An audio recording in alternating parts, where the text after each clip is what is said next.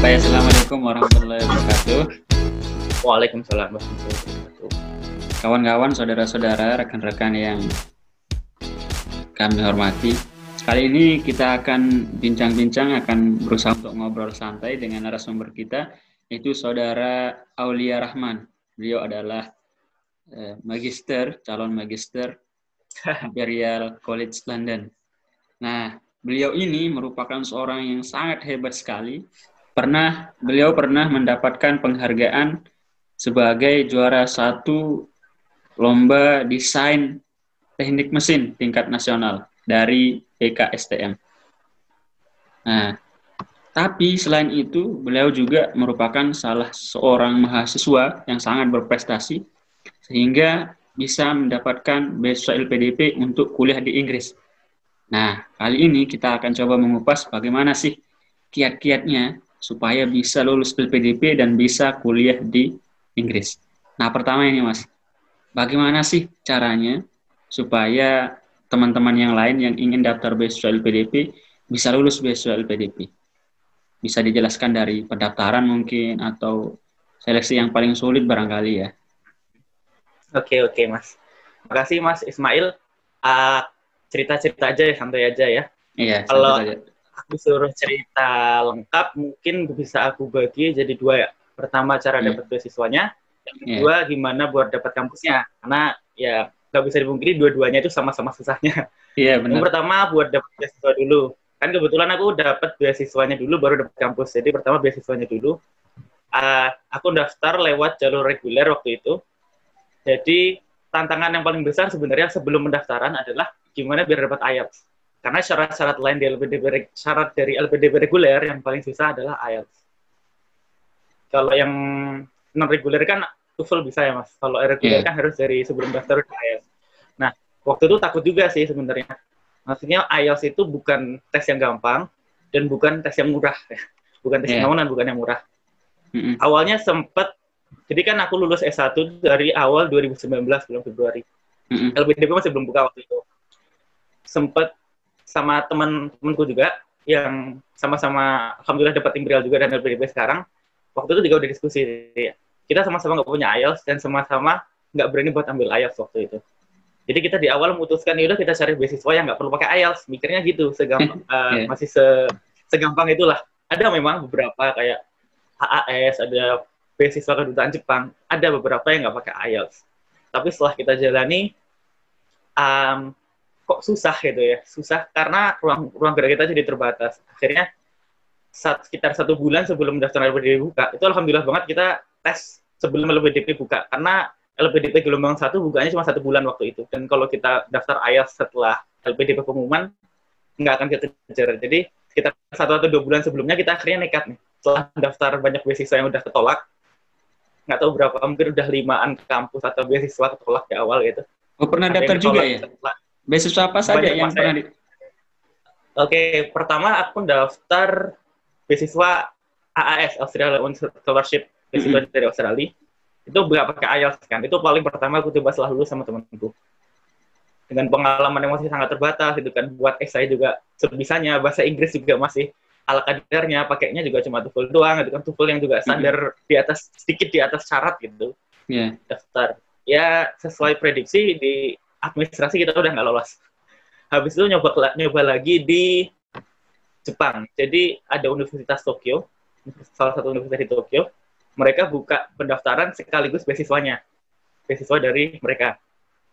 Udah daftar, dan nih lolos, pakai TOEFL juga bisa, tapi waktu kita udah lolos daftar, saatnya nih kalau Jepang itu kan modelnya nyari profesor ya, kita cari profesor, sampai waktu yang ditentukan kita nggak dapat profesor. Sayang banget karena persiapannya bener-bener kurang sih memang. Kita baru lulus dan baru langsung bukaan 1 bulan kemudian udah deadline. Harusnya kalau mau persiapan ke Jepang itu kan sekian bulan sebelumnya kita nyari profesor macam-macam itulah. Banyak ilmu yang kita dapat waktu itu. Terus ada lagi beasiswa dari Universitas Bristol di Inggris. Mereka buka khusus buat robotika. Walaupun saya bukan bidang robotika, maksudnya nyoba aja asal nggak lolos juga. Ya akhirnya ya udahlah, kita harus mau nggak mau kita harus ambil tes IELTS ini gitu. Cuma karena tesnya nggak mudah dan nggak murah, nggak berani kita langsung tes. Kita akhirnya mutusin buat ambil les IELTS dulu, tapi sebentar aja, karena kita nggak punya banyak waktu. Nggak, aku kan waktu itu juga sambil ini ya, sambil ngisi waktu luang dan waktu uang, sambil cari-cari tabungan buat macam-macam, kerja juga di UGM waktu itu, bantu-bantu dosen, jadi asisten peneliti juga kan. Jadi nggak punya banyak waktu, kita akhirnya memutuskan, kita kalau mau belajar harus all out, ya udah kita les di Pare, di kampung Inggris, tapi cuma 2 minggu. Kita cuma punya waktu 2 minggu sebelum kerja lagi. Udah kita berangkat, nekat, belajar 2 minggu. Habis itu, berani nggak berani, walaupun hasil simulasi belum tinggi, kita les tes IELTS. Habis tes IELTS, pengumuman LPDP buka. Dan deadline-nya itu 1 minggu setelah pengumuman IELTS kita keluar. Jadi udah cemas banget waktu itu. Kalau ini nggak lolos, nggak tahu lagi mau gimana. Kalau IELTS-nya nggak nyampe, nggak tahu mau ngejar LPDP kapan lagi. Gitu. Yang gelombang 1 waktu itu ya, Mas. Udah akhirnya nyoba, alhamdulillah banget lolos di atas yang disyaratkan LPDP sama yang disyaratkan kampus waktu itu. Itu dalam tempo waktu 2 minggu saja itu? Waktu lesnya 2 minggu, Mas. Lesnya 2 minggu. Habis 2 minggu itu sekitar 1 bulan kita belajar sendiri di rumah. Karena kalau nggak gitu nggak bisa, Mas. Harus belajar sendiri. Sebelumnya nggak pernah tes IELTS? Baru pertama kali ya tes IELTS? Baru pertama. Wah, berapa skornya? Masih pertama kali berapa skornya yang kemarin? Jadi kan kita ngambil tes di sana pisah ya, Mas. Ada 4 bagian, kita ngambilnya pisah, nggak pernah nyoba tes yang jadi satu. Itu kalau kita pisah-pisah terus di rata-rata, sebenarnya kalau kita tes masih di bawah syarat lah. Kan minimal buat LPDP itu 6,5, dan kalau di kampus Imperial itu minimal 6,5, masing-masing skor 6.0. Di tes kita waktu selesai les itu, di tes masih belum sampai. Skorku masih ada yang speaking-nya 5,5, writing-nya masih 6, gitu, masih keder lah, masih deg-degan banget. Cuma ya gimana, udah terlanjur kepala basah. 1 bulan tuh kita bener-bener ngebut, kita latihan. Kalau IELTS kan harus latihan bareng ya, Mas, ngomong sama nulis, koreksi-koreksian. Begadang juga, mungkin sekitar 1 mingguan sebelum tes kita begadang terus latihan gini. Pokoknya harus all out lah, kalau enggak kita nggak tahu mau gimana lagi. Kita udah perjuangan semuanya, udah ngorbanin banyak hal, harus all out belajar 1 minggu. Alhamdulillah lolos, dapet waktu itu akhirnya alhamdulillah dapet 7,5, overall skornya 7,5. 7,5? Syarat. Iya, 7,5.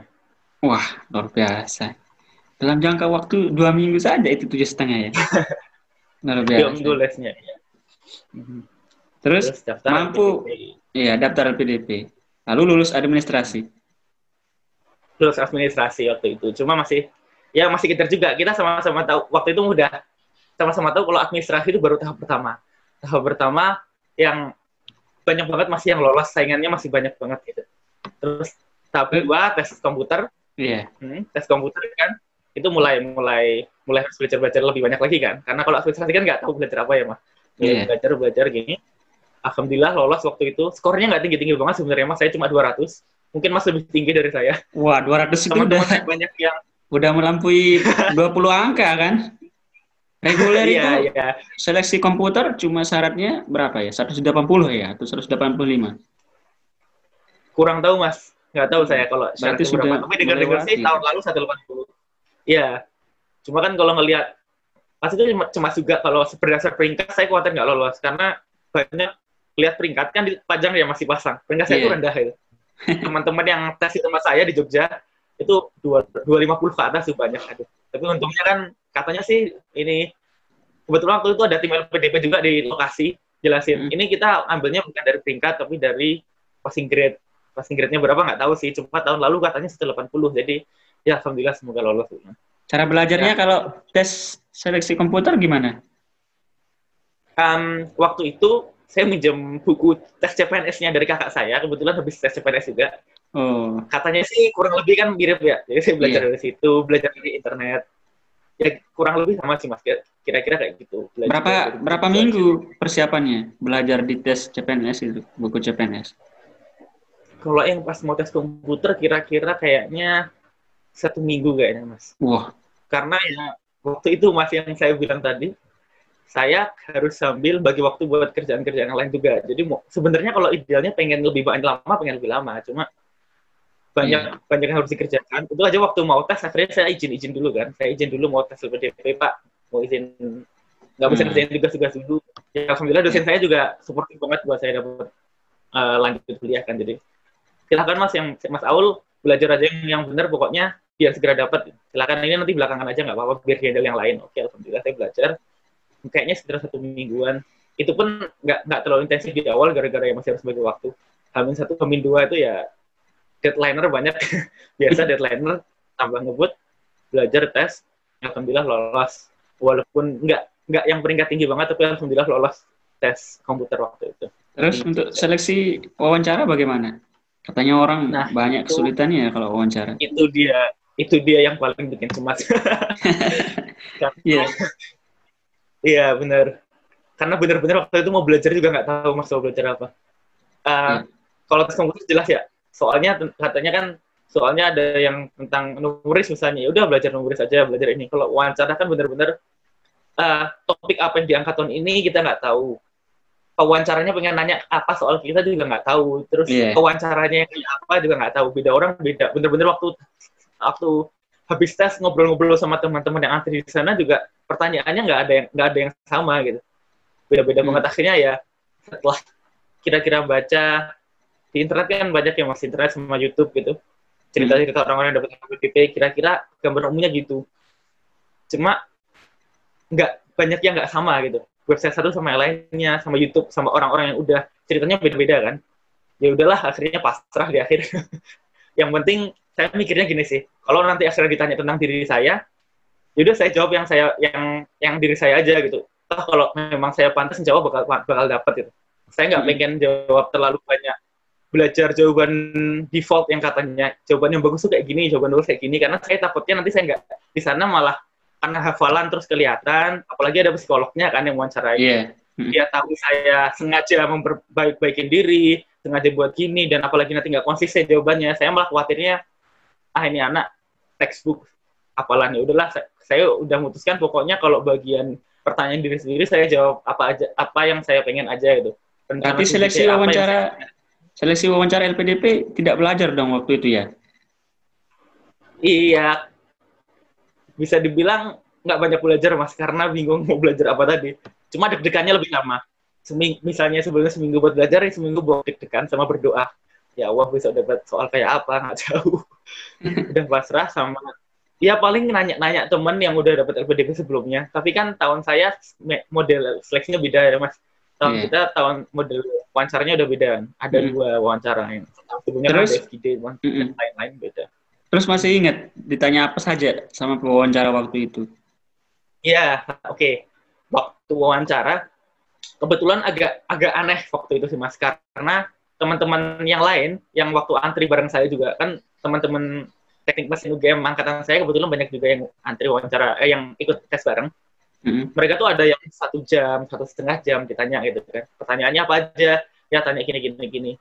Begitu saya nggak nyampe 1 jam Mas, saya juga bingung itu tanda baik atau tanda buruk, atau mereka saking sudah percayanya atau saking nggak tertariknya gitu.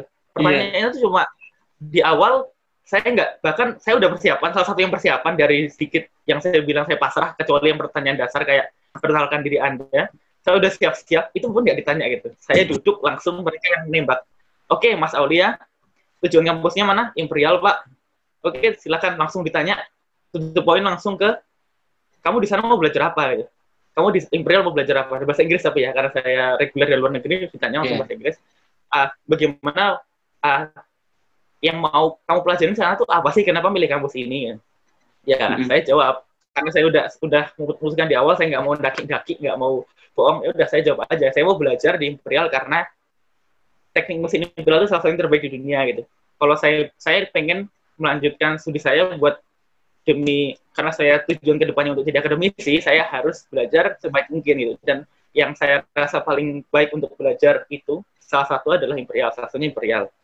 Jadi saya memutuskan buat ke Imperial, memilih lanjut di Imperial. Udah sesederhana itu, saya nggak bilang yang aneh-aneh. Pokoknya saya cuma sesederhana, itu kampus bagus dan saya butuh, udah titik. Terus ditanya rencana-rencana lah, kayak di sana mau belajar mata kuliah apa aja, ngambil berapa SKS, terus udah tahu sejauh apa sih soal kampus itu, peringkat kampusnya berapa gitu. Ya karena memang saya milihnya berdasar salah satunya peringkat, alhamdulillah saya tahu gitu. Peringkatnya kalau berdasar QS kemarin segini, berdasar time history education segini Pak, kira kurang lebih mungkin agak berubah dikit, tapi saya memilihnya itu untuk teknik mesin peringkat segini dunia, teknik mesin berdasar ini peringkat segini dunia itu. Karena memang alhamdulillah kebetulan memang itu dasar saya buat milih dan ditanyakan, jadi alhamdulillah keluar. Terus termasuk juga di sana mau ngambil tugas akhir apa, dosennya siapa, sedetail itu kan. Yeah. Kebetulan juga alhamdulillah ya memang saya yang pilih di sana salah satunya juga bidangnya ada yang benar-benar mirip sama S1 saya gitu. Jadi ya saya bisa langsung jawab, saya mau ngambil bidang ini di sana karena sesuai sama S1 saya. Implementasinya apa ke depannya, karena itu kayak S1 saya udah gampang lah buat jawab gitu. Pokoknya saya apa adanya aja jawab, karena memang insya Allah saya milih sana emang sesuai rencana dan alasan yang kuat lah gitu. Rencana mau ngambil tesis ini sama profesor ini karena bidangnya ini sama kayak S1 saya dilanjutkan, nanti implementasinya sama kayak S1 saya cuma lebih jauh lagi, lebih detail kayak gini. Udah bagian akademik kayak gitu. Terus bagian psikolog pertanyaannya pertanyaan kayak ini ya. Ibunya waktu itu nanya bagian organisasi. Dia nggak nanya saya pernah organisasi apa, langsung sama kayak di awal saya langsung ditembak. Oke Mas, ini di CV kamu ada kamu cerita pernah jadi koor di salah satu organisasi. Coba diceritain dong di sana waktu itu tantangannya apa. Saya sempat bingung tuh, koor yang mana gitu, karena saya koor organisasi kebetulan waktu itu ada beberapa ya. Terus saya bingung, Bu, yang Ibu maksud yang ini atau yang ini gitu. Mungkin maksud Ibu yang ini ya. Soalnya saya lebih gampang buat cerita yang pertama kan. Waktu itu saya pernah jadi koor mekanik di tim robotnya UGM. Jadi saya cerita gitu aja. Mungkin yang maksud Ibu yang koor mekanik di salah satu robot UGM ya Bu. Ya udah saya cerita aja. Bagian itu saya jadi koor mekanik, tugasnya ini, tantangannya ini. Oke, terus tanya lagi, yang kamu pelajari waktu itu jadi koor apa? Ya lagi-lagi alhamdulillah karena saya memang udah pernah beneran gitu. Saya nggak pura-pura pernah jadi koor ya. Saya cerita aja apa adanya gitu. Waktu jadi koor saya belajar ini, saya belajar gimana ngontrol orang, ngontrol teman-teman yang pola pikirnya beda-beda, gimana gini-gini, gimana cara waktu ngadepin konflik bersama, ya, dan seterusnya kayak gitu. Oke. Terus ditanya lagi habis itu, masa terberat dalam hidupmu apa Mas? Ya? Masa terberat. Nah itu nggak saya nggak persiapkan sih Mas. Saya nggak persiapkan, dan kalau ditanya jawaban refleks juga sebenarnya agak bingung. Masa terberat yang mana gitu? Kayaknya berat juga banyak gitu. Alhamdulillah sejauh ini masih lewat-lewat aja. Ya udah saya ambil aja salah satunya yang mungkin yang refleks keluar di ingatan waktu itu. Oh mungkin waktu jadi di 2017 saya pernah exchange Mas, Mungkin ini agak nyambung sama S2 juga, jadi saya cerita bagian itu. Waktu saya pernah exchange ke Jepang 5 bulan, dan itu memang berat banget menurut saya. Berat banget, karena cultural shock ya. Saya di sana sadar kalau saya nggak segampang itu buat adaptasi ke negara yang benar-benar beda. Sebenarnya saya sadar waktu saya cerita itu bisa jadi catatan kekurangan yang dicatat sama psikolog. Cuma kan saya udah bilang tadi, ya udahlah saya mau cerita apa adanya aja. Toh mereka juga tahu saya pantas apa enggak kan. Ya udah, saya bilang di sana saya ada culture shock agak lama, belum lagi tuntutan mata kuliahnya susah banget di Jepang gitu dibanding sama S1 di UGM. Yang kurikulumnya jelas sudah beda, kurikulumnya beda, kualitas dosennya kualitas saingannya beda gitu. Bahkan yang di UGM saya termasuk yang insya Allah kalau dari segi nilai itu lumayan tinggi dibanding yang lain. Di Jepang saya dapat di satu kelas, pernah sangat malu banget waktu itu, setelah UTS, dibagi sama dosennya nilainya. Oke, saya panggil dari yang nilainya paling rendah. Aulia, astagfirullah, kenapa disebut Pak? Kenapa saya dapat nilai terendah disebut itu? Saking memang jelek, saya susah banget waktu itu ngikutin mata kuliah itu gitu. Ya udahlah gak apa-apa ya. Gue jadi pelajaran aja karena memang kesulitan waktu itu saya di sana sampai UTS. Cuma saya cerita lagi ke psikolognya. Cuma sampai akhir alhamdulillah di lulusnya saya dapat nilai rata-rata yang lumayan memuaskan karena udah tahu gitu Mas akhirnya cara harus beradaptasinya kayak apa gitu. Jadi saya ngerasa kayaknya masalah ini bukan masalah saya nggak bisa ngikutin di luar negeri dengan budaya yang berbeda macam-macam. Cuma saya waktu itu belum tahu gimana caranya ngadepin cultural shock. Loh, terus gimana Mas kamu ke luar negeri? Katanya susah beradaptasi kok, sekarang malah pengen ke luar negeri lagi. Berarti gegar budaya waktu itu ya? Iya, gegar budaya. Apalagi teman-teman udah mulai pada deket beberapa bulan gara-gara mereka sering main ke bar gitu mas. Kan saya nggak mungkin ikut ya. Mau ngapain saya di bar? Masa saya ke bar terus beli susu gitu kan? Aneh gitu. Akhirnya waktu teman-teman main ya saya di kamar gitu. Atau kan sering mainnya malah sama anak-anak PPI gitu kan. Ngobrol sama anak PPI. Cuma kan itu membantu saya buat betah di sana. Cuma nggak membantu saya bagian mata kuliahnya karena teman-teman PPI kebetulan nggak ada yang di jurusan yang sama. Jadi saya nggak bisa minta bantuan. Ya udah akhirnya di akhir-akhir udah mulai ketemulah tracknya, udah gimana komunikasi sama mereka walaupun nggak ikut ke bar, komunikasi sama mereka walaupun budayanya beda, udah lama-lama ketemu akhirnya UAS-nya lumayan memuaskan lah alhamdulillah. Walaupun nggak yang benar-benar tinggi banget, tapi dibanding UTS udah bisa. Makanya waktu ditanya sama ibu psikolognya, gimana mas kamu kok udah tahu susah beradaptasi kok sekarang mau berangkat lagi? Ya saya jawab ada 2 poin. Yang pertama, saya tahu Bu itu bakal jadi tantangan gitu. Ini poin penting, tantangan buat saya besok. Tapi ini ya tantangan yang harus saya hadapin kalau saya pengen dapat ilmu setinggi mungkin buat teknik mesin. Karena saya bilang tadi, saya harus menguji sebagus mungkin buat jadi akademisi. Jadi ya ini tantangan yang harus saya hadapin gitu. Mungkin tantangan saya di sini bukan di bagian apa misalnya bahasa atau materi atau apa, tapi di bagian adaptasinya. Jadi itu saya yakin ya saya sudah siap lah buat menghadapi masa-masa kayak gitu lagi gitu. Yang kedua, saya juga udah pernah Bu, saya udah pernah jalanin dan saya udah tahu solusinya, udah ngerasain lah gimana susahnya cultural shock dan gimana supaya bisa ngadepinnya. Jadi paling nggak besok saya yakin di Inggris nggak akan mengalami masalah separah di Jepang dulu. Walaupun nggak akan semulus orang-orang yang punya kemampuan adaptasi tinggi, tapi saya yakin itu perjuangan yang patut diperjuangkan Bu. Oke. Akhirnya lulus. Jadi ini part of learning ya Mas ini, part of learning ya. Gimana? Akhirnya setelah pengumuman waktu itu lulus. Okay. Itu baru pertama kali ya daftar PDP langsung lulus. Iya, alhamdulillah habis itu pengumuman dapat lulus. Artinya kan enggak sih Mas waktu itu